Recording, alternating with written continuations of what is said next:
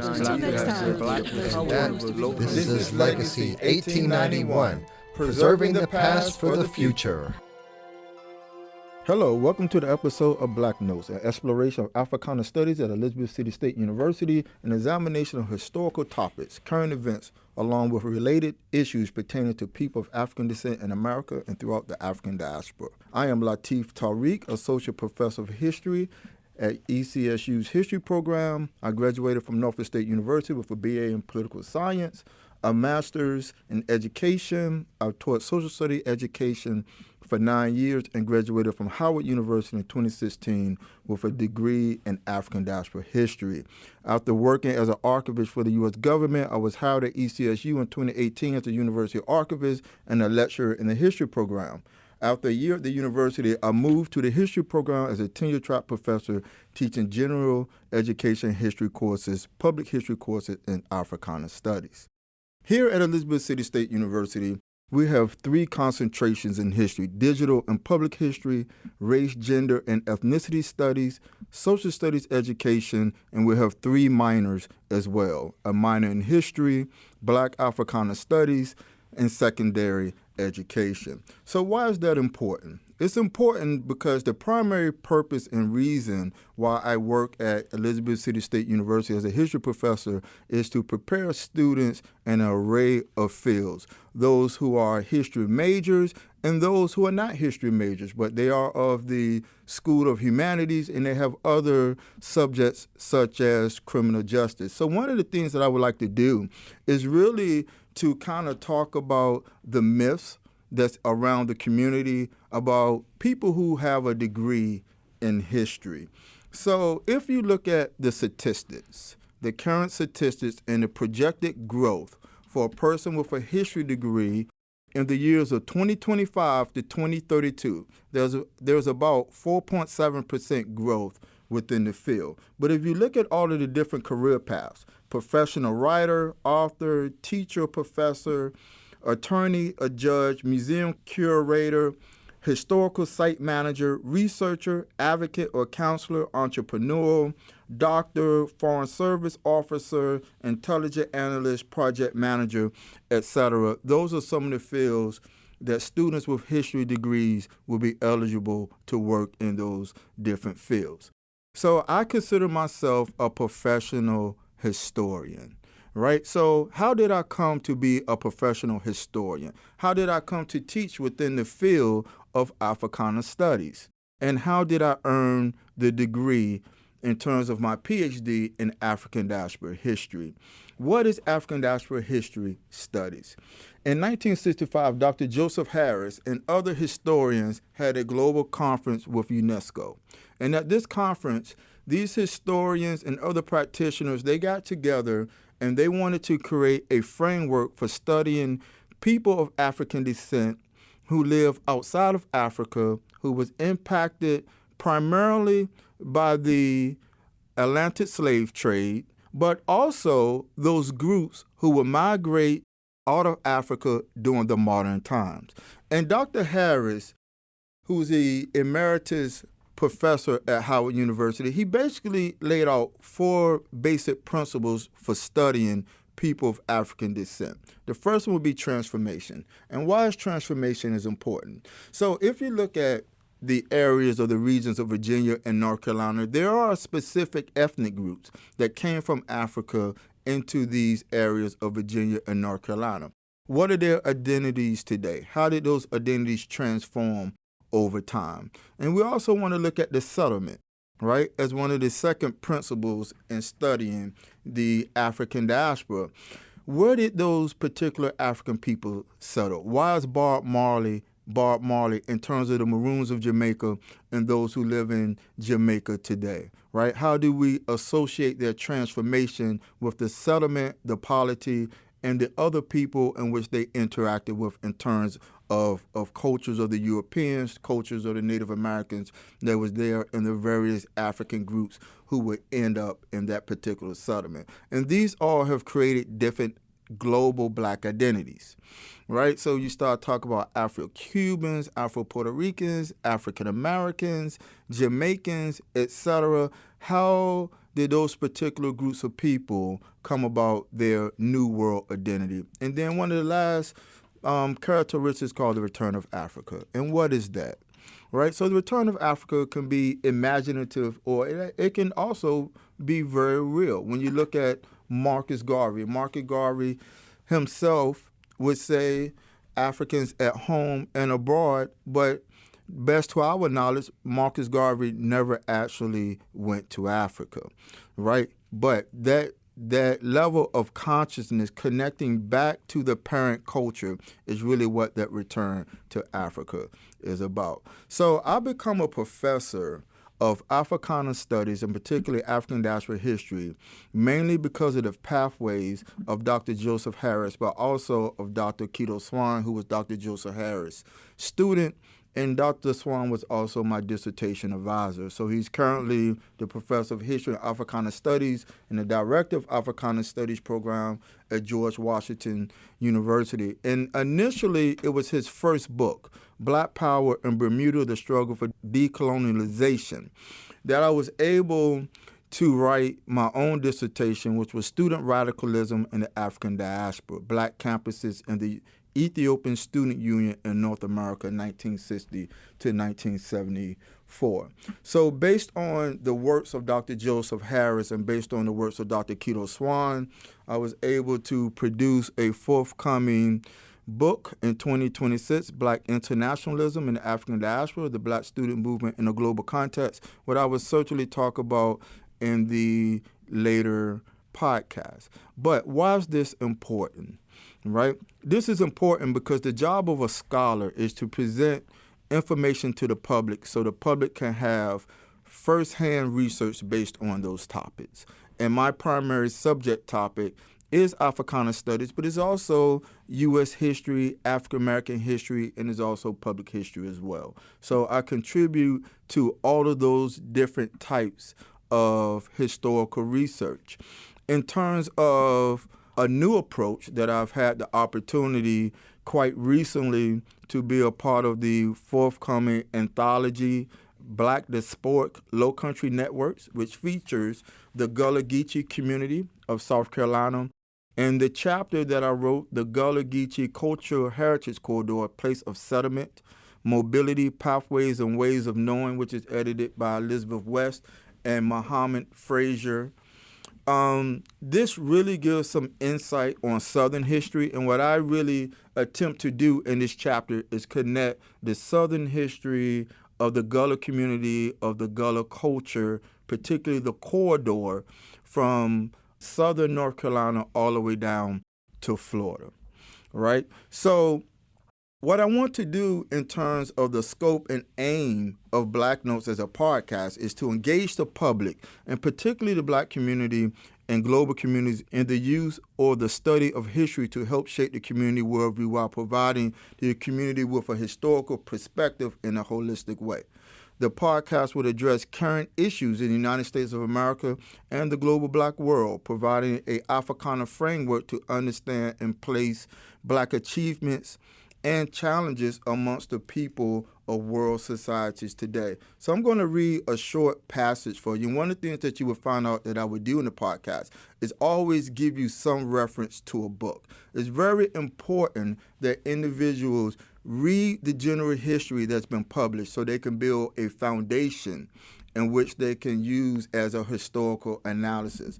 So on page 83 in the book Malcolm X on African American History, one of the quotes that Malcolm says in terms of studying history, he says, of all our studies, history is best qualified to reward our research.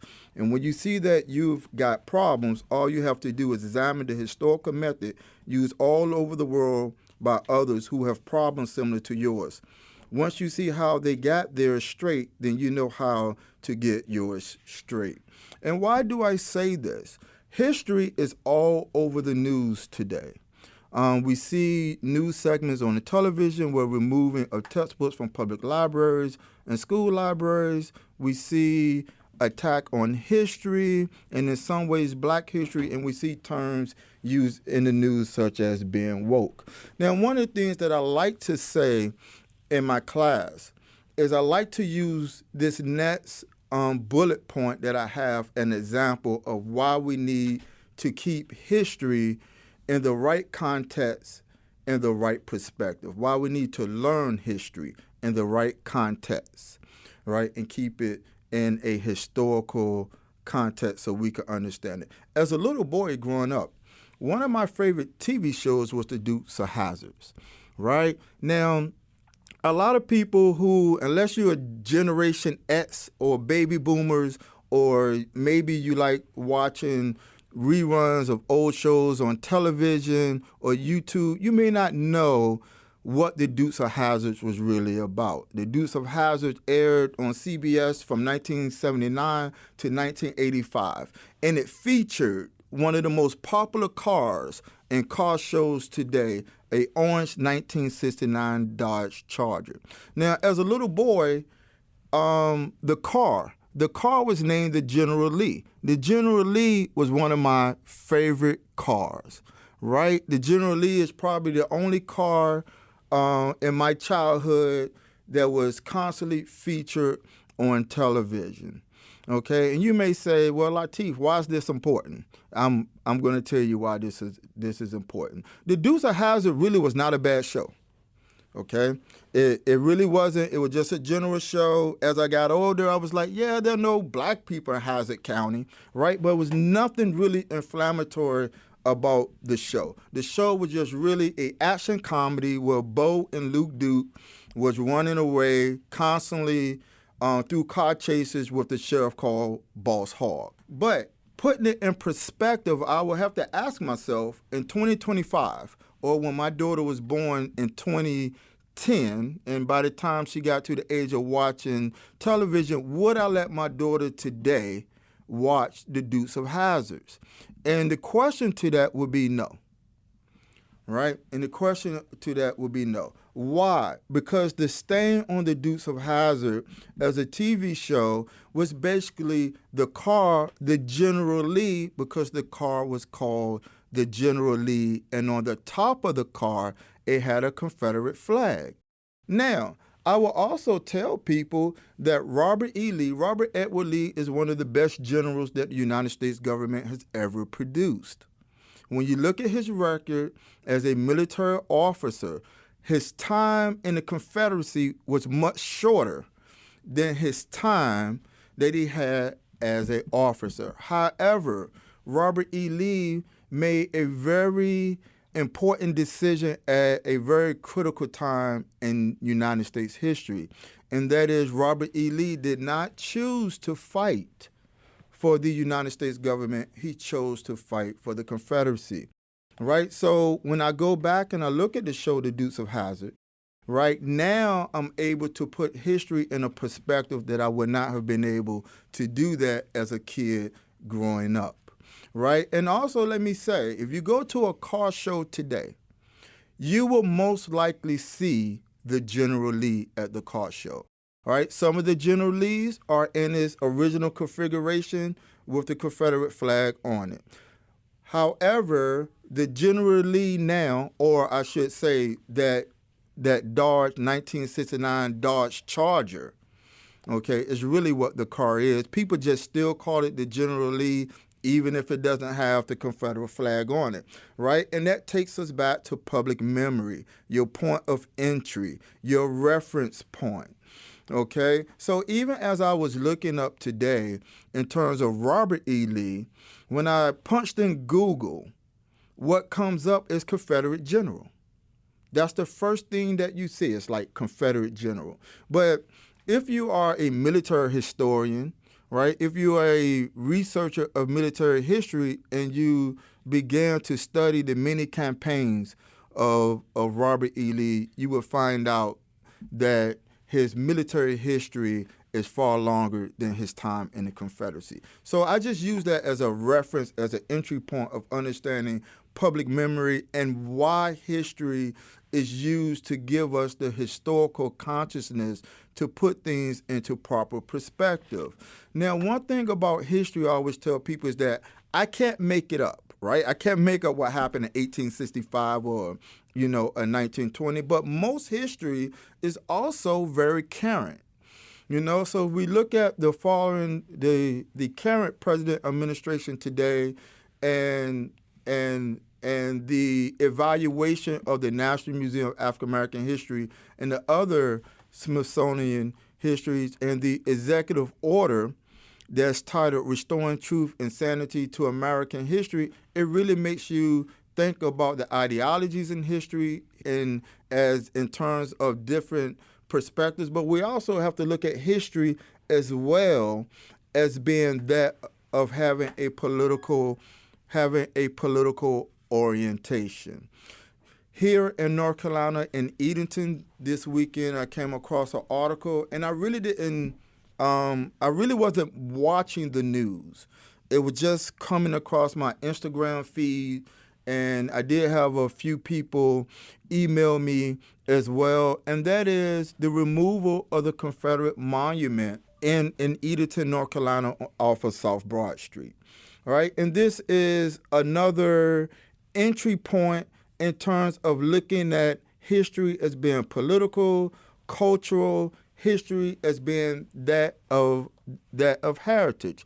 So the Confederate statue was removed, and it was a memorial statue, and the statue had our Confederate dead inscribed on its base, along with the years 1861 to 1865, which marked the Civil War period. So they're going to move this statue to Veterans Memorial Park, which is behind the Shawan County Courthouse. So I didn't know where Veterans Memorial Park was, so I looked it up online. And inside of Veterans Memorial Park, they have other monuments as well of those of the Spanish-American War, World War I, World War II, and that of American fallen dead. Right? So how do we place very complicated histories within the modern context in which we live? How do we understand it? How do we put it into a perspective where we can ask those hard questions, but also accept some very, very hard truths as well, right? So one of the things throughout the podcast that I always want to do is use the current events today and put a historical analysis to it, so that way the public can further understand the historical context to what is happening currently. One of the books that I will introduce to you, which will be the second book, will be The Infusion of African and African American Content in School Curriculum. And I will actually turn to page 23. And this particular book was published in October 1989, which was the first national conference, when they were trying to, in the 80s, create what we call multicultural curriculums, right? So this is the time period in which I'm in high school. That I took in high school was honors history.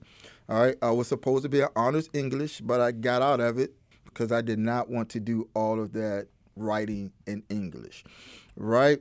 So I was in honors history. So this is a very important time in American history, because if you think about Africana studies, Black women studies, Caribbean studies, all of the other disciplines, it's only been quite recently that at the college level that we've had these disciplines taught at the college level, right? So it's a quite recent phenomenon.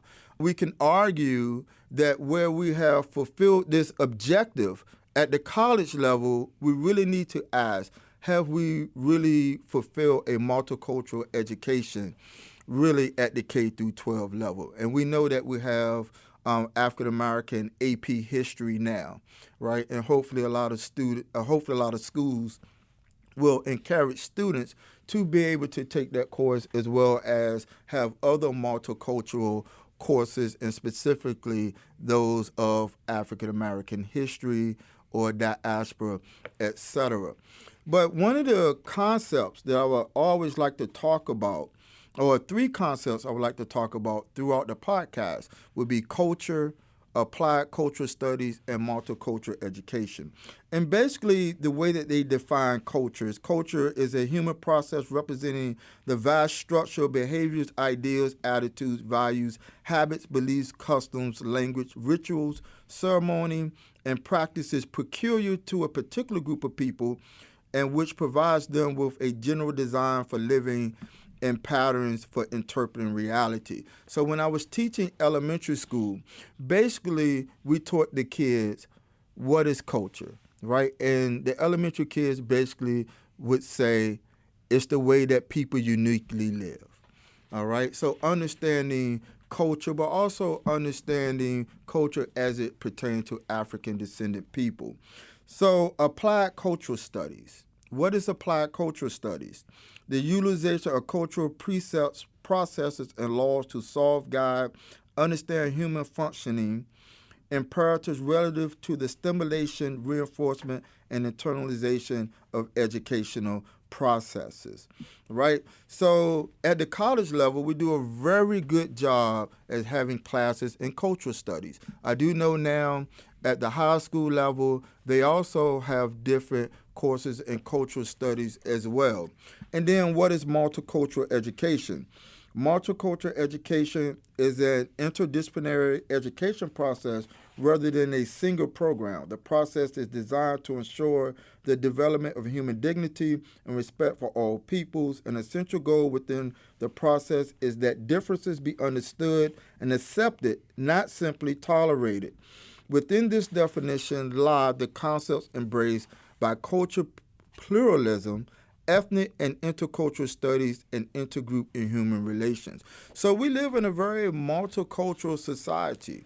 You know, we don't think about when we order pizza or Chinese food, the origins of pizza and Chinese food, right? But that is very multicultural, right? It comes from the food comes from what you would call foodways of two particular groups of people. Chinese food, that of the people of China, and then looking at pizza and that of people coming from Italy, right? That is very multicultural. So throughout the podcast, I will talk about culture and the aspect of applied cultural studies and what it is to be multicultural. So my third book that I will introduce to you, and the last, will be John Henry Clarke and the Power of Africana History, Africological Quest for Decolonization and Sovereignty. And there are 4 different aspects of the book that was laid out by Dr. John Henry Clarke and other scholars in terms of what is the role of the scholar. One of the things that here at Elizabeth City that I feel I have to work very hard in doing, unlike when I was in Washington, D.C., and you really had to turn down community partnerships, community projects, because they were just coming enormously from everywhere. But one of the things that I like to do as a scholar is really to connect to the community. How can we better serve the community? How can we assist the community in terms of projects? We've been able to do that in terms of doing cemetery work and preservation work here in Elizabeth City. And I just received a call earlier today about a church acquiring about information on how to conduct methodologies and preservation for African American church, right? So I'm going to read one of the points, and that is point D within the text, relating, interpreting, and disseminating African materials for Black education at all levels in the community at large, right? So specifically, this book is designed in terms of the methodology of Africana studies, but there has to be a contribution to the overall community that I think scholars need to be engaged in. Another one is international, That would be C, to establish information committees on African and African American relations whose function it will be to research and disseminate to members across the African diaspora. And I am able to do that. I'm able to do that by being able to travel within the United States of America as well as outside the United States of America, receiving firsthand information from scholars, particularly within the Africana studies from all around the world, and being able to bring this back to the community in forms of directly using in the classroom, community study groups, as well as publishing.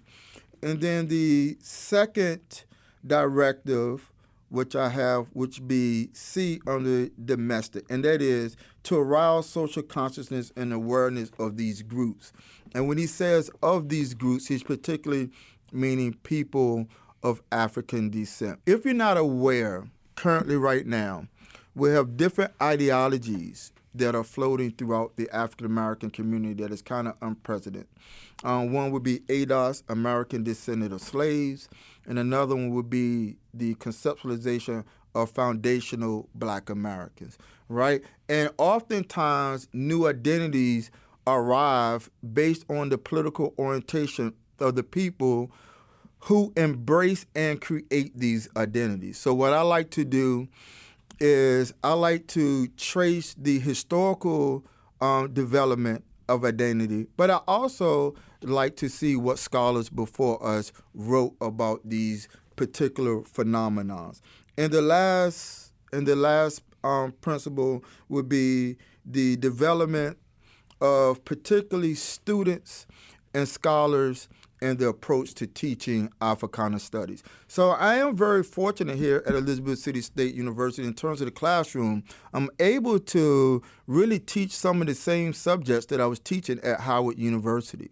It's not that big of a difference in the different classes that we offer here at Elizabeth City State University than the other places that I've been. And that brings an enormous balance to our department. So we have individuals who are the expertise in U.S. history, foreign policy, African diaspora, African American history, public history, etc. And this actually provides balance to our students. So I would like to end and I would like to close with a remark from Dr. John Henry Clark. And his quote says, "The final interpretation of African history is the responsibility of scholars of African descent," right? But if you really kind of unpack that, we really have to ask ourselves, what is the responsibility of scholars today? Okay, whether they are scholars of African American history, U.S. history, social studies education, etc., what is our responsibility, right, to the general public to teach history and to put history in the best possible historical context with the least amount of political ideology, if that's possible? Can we be that objective in teaching history? Thank you for listening to Black Notes, a podcast of Elizabeth City State University and experience in Africana studies and Black culture. However, though, before you end the podcast, follow me, Latif Tarik, on Instagram, Tarik_the_professor, and LinkedIn, Latif Tarik. Thank you for listening to the podcast.